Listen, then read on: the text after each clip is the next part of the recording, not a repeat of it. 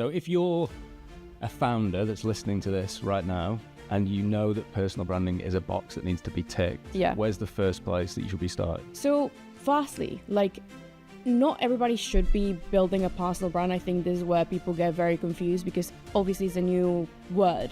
It's a word of the year. Personal branding, community branding, everybody's going all in on school communities and personal brand.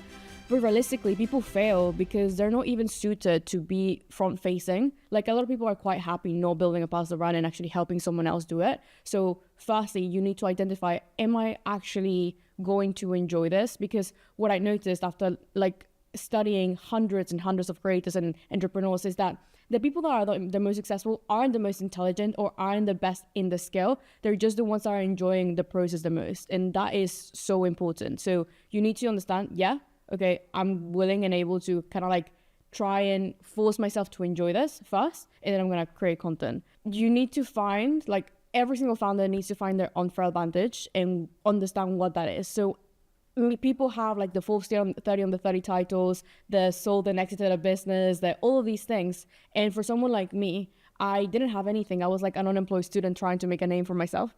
And what I realized was, okay, I didn't have all these titles and labels, but I have these stories and skill sets that I can actually push forward. So the number one thing is understanding your unfair advantage is not just the titles that you have, it's also the skill set that you have that's high value. Everybody knows sales, content, copywriting, video creation, website design, all of these things that are the things that you know, or at least like learning, can be then taught to someone else, and that is a high value asset for you and how you build a personal brand. Mm-hmm. So break that down a bit more then. So what are the questions you should be asking yourself to kind of find out what that unfair advantage is? So first, if you don't know, a lot of people maybe just finished being employed and they're just trying to discover what they want because they just realized that they were tied to golden handcuffs and they're on a 6-figure salary and they just hate it so much, but they want to explore something else, but they don't know what that is. So let's say their job was primarily sales oriented. So now they have this specific knowledge and this specific niche that they can then take away and then teach by themselves on to other people. So if someone was at a big sales company and they know that all the tactics, all the scripts, all of these things, then you can then take all of those scripts and teach them to coaches, consultants, or agencies to try and get them to land more clients. And that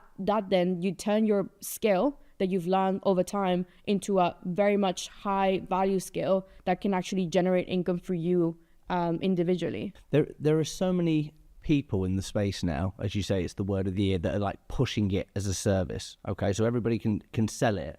I guess rather than saying what are people getting wrong on LinkedIn when it comes to personal branding, I would say what are some of the things that people that are pushing courses or training or a done for you service, what are they getting wrong in your opinion? They are trying to sell too much and they're not building enough trust with their audience. So many people are going all in on oh my God, I've got a product, and then they launch the product and they come to me and they're like, oh my God, people are not interested in what I'm selling. I literally just had that conversation with one of our members in Literally Academy, where she was like, oh, well, I talk about female, stress and why women burn out, but I don't think people are interested in that topic. And I'm like, what? Because that to me is the most highest interest topic in my life right now, because I struggle with that every single day. And I'm like, it's not the topic, it's your content. And that is a very harsh truth, because people think that they are great. That's how humans are. We think that we're amazing at everything we do, and people should listen to us. But realistically, what they're doing wrong is they're just not creating high value content and high outstanding content that actually makes a difference. So what do I mean by high value content? Your content needs to be easy to read. No matter how good your content is, realistically, your insights, if you don't write a good hook, if you don't know how to format it correctly, no one's gonna read it. It's how we're operating now in this creator economy. That's why it's so big right now, because attention is the scarcest resource we have. It's not anything else, it's attention. And if you know how to gain attention and then retain it, you can then monetize it. And people are just going all the way onto the third step, which is monetization. But you need to start with attention. So I really want to get under the bonnet with this. So you were talking there about frameworks and hooks and stuff like that. What have you found to be your winning formula for that? I call it the SLAY framework. So SLAY, I like the it. SLAY framework. I was with my friends talking about how I write my content, and I was like, well, I usually start with a story, then lead with a lesson, then do actionable pieces of advice, and then end up with a U. And they were like, Lara, that literally says slay.